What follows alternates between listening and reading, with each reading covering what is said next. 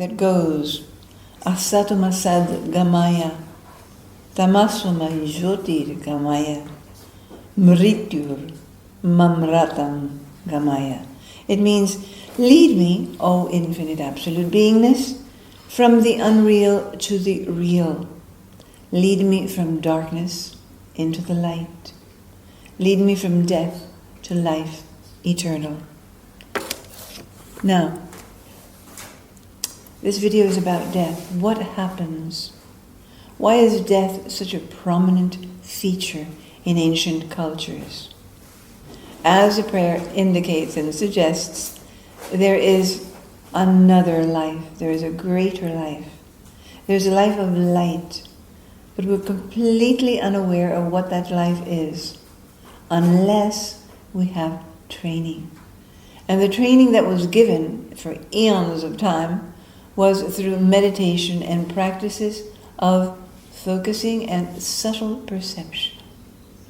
Now this is practically non-existent in our times, except for a few groups of us, there's quite a few, who are teaching this and opening up to that perception. Now silence itself will not reveal what this other life is about.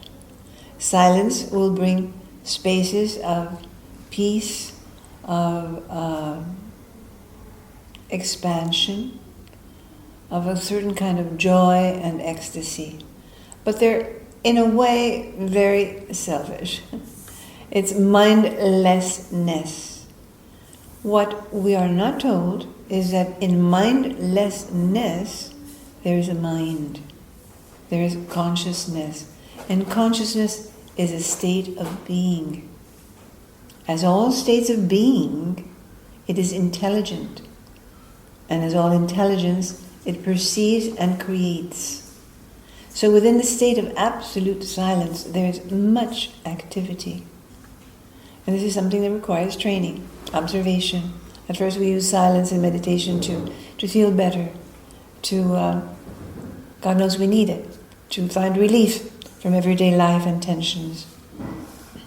But it's the only thing that points, that opens the window to what this state beyond physical life is about. Now, we in our school of Inner Alchemy, School of Consciousness, we teach that there are two aspects of life, and each one of them is as important as the other. One is our life in a material, physical body. And this is our personality, this is our body as we know it. These are our emotions as we use them and know them. And this is the mind, the way it works in a sequential, linear way. Now, there's also the other life, which is not distinguished enough in common parlance, which is a spiritual life. It is not the same as the physical life and doesn't obey the same laws. It indicates always states of being. And for you to identify those states of being, you must be trained. You must be trained to somehow emerge fully blossomed like a bodhisattva from the ethers, which is, none of us is doing that or capable of doing that. So the training for this awareness of what consciousness is comes by training the first part, which is physical death. Now, all this prelude to explain to you what happens in death. Normally, we believe, we feel in our emotional bodies that are so active because we live in the flesh.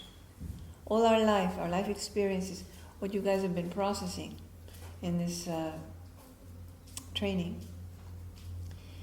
is based on the sensations, the continuity, the meaning placed on life and life forms. This becomes so important, it becomes so all-absorbing that there is no space for the senses to perceive the subtle senses, to perceive the subtleties of what is around us.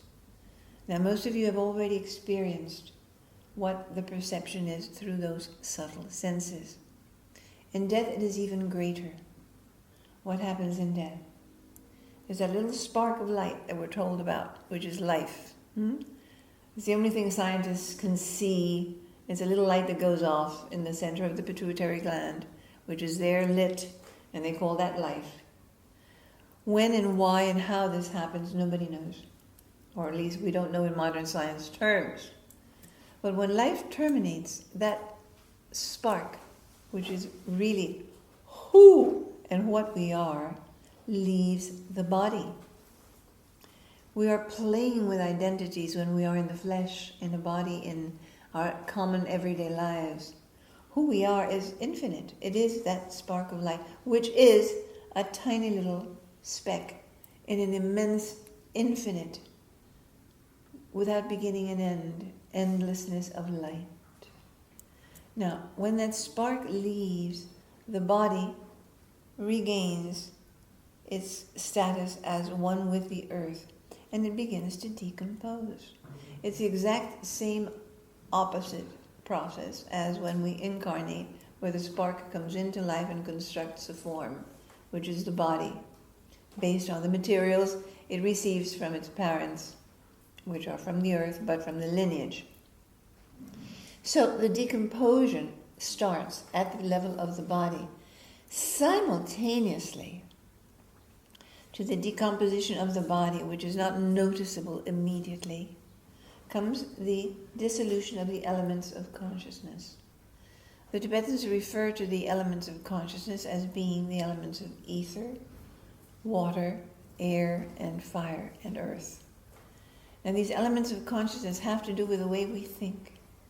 So they begin to give a kind of sensation to the person dying. And I always talk about these symptoms, not that we're going to experience it in meditation and what we call ego death, but that you know. There's a sense of pressure when one element separates from the other. Okay, there's a sense of fire melting into water. There's a sense of pressure as this consciousness leaves the body, which is very, very brief. It is not painful. It is sensation. It is the last expression of your physical body relating to the physical gross senses. As these elements of consciousness decompose, so does the mind, as we know it, the linear mind. Mind is thought. Now there's that other mind, which you guys have been training and perceiving, which is not only holistic, but it is a state of being. This, what we call awareness. Awareness is a state of mind, of being. There is nothing that you are aware of in particular, but you are aware of being aware. You are present 360 degrees around you, whether your eyes are open or your eyes are closed.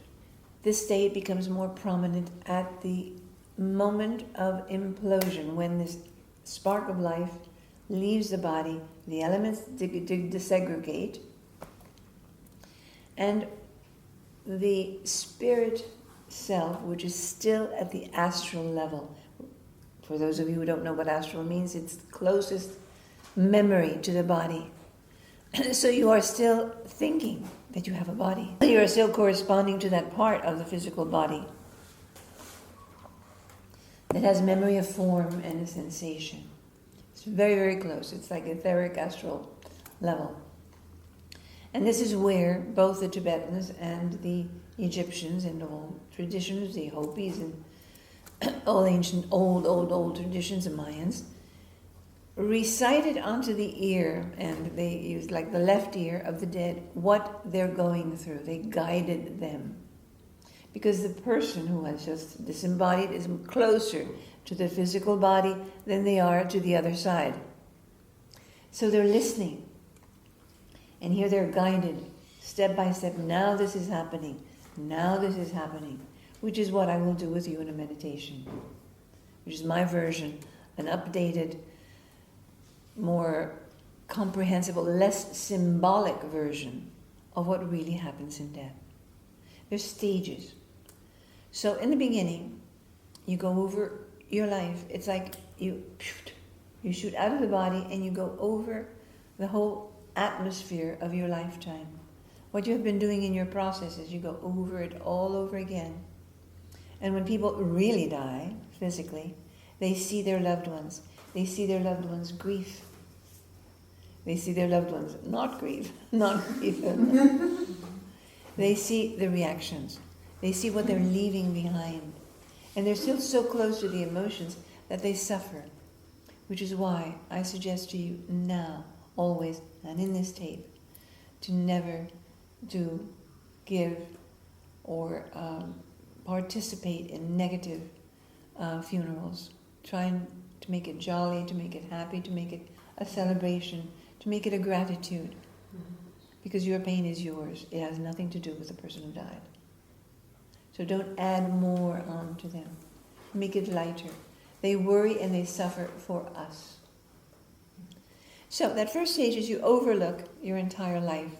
And sometimes you go to the places that you loved, your favorite trees, your favorite island where you would spend holidays, and memories, even people who have died. All of this, the pleasant, comes up as you revise and review the happenings in your life. Now the next stage then is the confrontation with what you have done and been. Now we've been preparing for this, but most people don't prepare for this. So they're confronted by these tremendous energies of truth, which appears colorations, different colors, different vibrations. They're confronted by these energies of truth and they go crazy, they go mad. And what happens when they go mad in this in-between stage where they don't have a body? They precipitate into the lower astral regions of hell. And where does that lead? Straight into an unconscious incarnation. Because they look for refuge in a body. They look for refuge in a form. They look for refuge in what they know, rather than face this unknown. And this is why death education is so very, very, very important. People know what awaits them. And that they stand firm in their truth. And that they prepare in their truth. Everybody's made mistakes. And some have made huge mistakes. I've worked with, all these years, I've worked with murderers, thieves, jailbirds. I mean, all kinds of people who have done all kinds of things.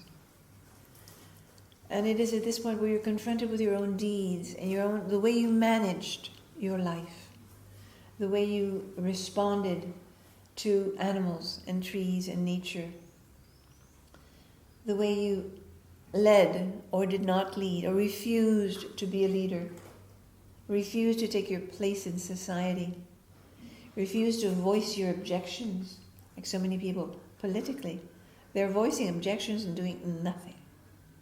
That all comes back. It'll all come back to haunt you in a sense of, I did not stand up for what I really am. So you go through all this process of introspection with the different vibrations, the different colored lights.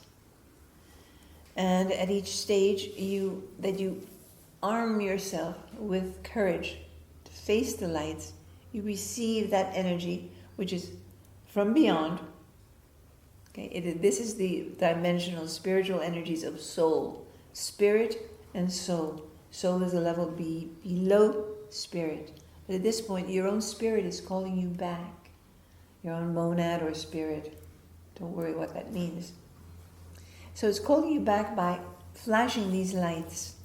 And the masters, angels, teachers, friends, everybody is out there in the invisible world, calling you into truth, calling you into reality as perfection. So you're facing these lights, and the more you face them, the more you grow in light, the more you leave behind the shell of thickness and material density, because there's levels of it. There's all gradations of matter and substance, which is unimportant to know. Just know that it goes by stages, your detachment or your release from matter. So the more you face these lights, the more you purify and acknowledge what you see as being, this, I did this, yes. You don't try to run away. You can't run away from yourself. Ever. Not even here. Not even in little ways. You may try very, very hard to lie to yourself and justify. But at the moment of death, there is no way, nobody's doing it to you. It's you, yourself. It's your very own spirit, self, soul, who is confronting you. Hey, look at it. This is it. So the more you face it, the more prepare to face the purity of these lights, the more you stand in your integrity, and for us in the physical body is breathing oxygen into our cells. It's releasing all the density, heaviness, and limitation. There's a difference between the cosmic self or consciousness and the material self is limitation, is density, is limitation. So the expansion of your own body of light, let's say. Your body of light goes through all these different stages, which I've taught some of you, not all of you, but it doesn't matter at this point. Just understand that there are levels also of light bodies and expansion. Then you go into the next stage. The next stage calls on temptations, not only calls on the memories of who you've been and what you've done, but temptations. Remember the temptations of the Christ. So these temptations also, they're all a call from matter that you're leaving behind. They're all called from the world that you're leaving behind. They're all saying, your old self is saying, no, I want to go back to a safe space. I want to go back to my family. I want to go back to this. Don't. Don't take me anywhere that I don't know. So this will be like an echo inside of you, which also needs training. And a person who is terminal should be trained in how to resist this and what it really means, what liberation and death and dying really means, what instrument it is. So the next stage is like the temptations of, this and that. And the temptations, which are, I repeat, voices from your most recent incarnation, will again call you into lowering your frequency. It's all a matter of frequency. It will call you into being less than what you are in your fullness. So it'll call you into identifying. And there'll be, blames and a whole bunch of symptoms which we don't need to talk about. Then we get to the final stage, where you choose all throughout the recitation of the priests or the friends or whatever, the shamans who are reciting into the ear of the defunct, are reminding them, stay with us, stay firm, stay focused. Because once you leave that series of elements of consciousness, the focus is everywhere. And this is where you get lost souls. I don't know if any of you have worked with them. I did in the UK. They just don't know where they are. It's the same as if when you're in a state of drugged or sleepiness and Okay, so the voice that is reciting this keeps you focused. And the idea is to exert that focus throughout the experience of death and dying. Whether it is death of the ego, whether it is death of the identity that you think you are, and whether it is real physical death. So at this point, the focus is being kept for you, and you continue to listen. Do not deviate. Do not only turn into that light and that pleasant state of being that says, no, it's more comfortable, I want to go back there. But there'll be many other temptations. Then comes a place of selection. For this, the training, the Tibetan training, and also the Egyptian, the more primitive trainings, let's say, not primitive in any negative sense, and the more simple, were based on following religion. So it's like, imagine before you need an ally. Imagine before you, let's say, the Christ. Imagine before you the Buddha. Imagine something that you have held in high esteem, the Kaaba, I don't know, the feeling of Islam, whatever the religions that you have followed. This is a moment when the readers, those who speak into the ears of the defunct, call back on all your spiritual practices, so that you link with those spiritual practices as a bridge to where your spirit is taking you. So this is a moment of choice. And here's where you choose. Where am I going? What am I going to do? Let me pause for a moment and recap and go back to the beginning. At the level of the lights, what happens is, the example I used to give and still give is like when you have a rubber ball, a hard rubber ball, and you bounce it to the floor, and it goes really high, and then and it keeps bouncing each time less and less and less and less. Well, the rubber ball is your spirit. It shoots out of the body. But then it keeps coming back. And each one of the lights are a means, are a gate into spirit, so that the prepared person does not go through the rest of the journey of the bardo. Do you understand this? Goes straight into nirvana, whatever, into bliss, into their spirit self. So I'm speaking of the entire journey, which I will recite for you anyway, as being the experience for the common person. Now those that have not already been released into their spirit self, that have come through all the journey, now are at the stage of choosing what they're going to do, where they're going to go, what kind of life they envision. And if there's still any attachments to fear, anger, sex, whatever the 7 capital sins or vices or whatever it is that brings our frequency of our vibration, to a level of density and separation, will be there. So this is the point where you hold in mind the highest spiritual self that you want to embody in your next incarnation. You determine, you make a fiat, a decree. I will have all the possibilities to lead a spiritual life of service, however you want to call it. Here's where you keep in mind the highest goals that you have for yourself, which is why we asked you to make promises also. This is shaping the kind of life that you are forming already, that you are gestating already. And then I very gradually bring you back, lowering the frequency and calling you back. Now, many of you, because we have worked so intensively, and I said that sleep privation was one of the elements that helped to bring all the stuff up that normally you would not see. So many of you will either nap off or go from the beginning, chunk, chow. But you are still going through it. You're still going through the part. Don't worry. It's like, you're a fish in water. So, how can a fish in water not be wet? So you're in a sea of consciousness. And I am in the main indicator. At this point, my team is as good as I am almost. They're holding the framework of vibration for you guys. They're holding the ocean around you. So even if you don't remember afterwards the details, I woke up at some point and you were talking about sin.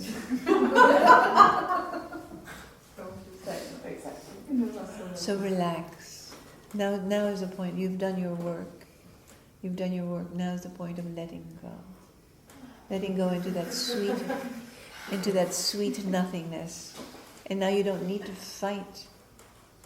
You don't need to rage, as the poem goes, onto the dying light. You just go sweetly, and you will be taken there by your own spirit and by all the spirit friends and by all of us who are setting the foundation for it. When we call you back, we usually, if you come of your own accord, great, the music changes, so the vibration changes. If you're accompanying it, you modulate yourself and you come back. And is then where we receive you, have in the past and will so in the present, with hugs and lots of love. And it's there where you're born like a brand new baby. Cultivate those first stages. Do not start thinking, I slept, I'm bad, I missed it. All this work for nothing. Don't create negativity. As a matter of fact, in the end, I repeat it as you're coming back several more times. Do not create anything negative about your body. If you are too heavy, too fat, too skinny, too pale, too old, don't even think about it. You recreate your body. We see it in perfect condition. We see it the way we want it to be, not because others tell us that the aesthetic notion is to be slim and to be like, I don't know, whatever. But because it is healthy and it is just right for you. So you recreate your body, and in positivity, do not allow any negative thoughts to emerge, because this is what's going to, in Spanish you say plasmar, this is what's going to materialize, this is what's going to crystallize into your physical body. So here's a moment to plan for and think perfection. And then we'll be there to kiss you, hug you, and bring you back. So this, in general, for everyone, this is the process we're doing here. But in general, this is what happens in death. The ideal state is to suspend the choice and allow yourself. Spirit takes you into schools, hospitals, training centers, or simply service. There's many people who pass on, who go into service helping people who are in incarnation, like whispering, like guiding them through situations that were very similar to their own. The whole, there's an internet of service, interconnection, internet too, of, fellow human beings at all levels, in incarnation, out of incarnation, the angelic world that is serving us, the masters that are guiding groups, whole schools of students to do this. So it is not an immediate incarnation. As a matter of fact, we postpone the immediate incarnations. The immediate incarnations are usually desperate. I cannot live without a form. And the fear. So we're doing it because we're not really dying physically. Okay, so I hope you understood. I hope it's clear enough. Thank you for listening.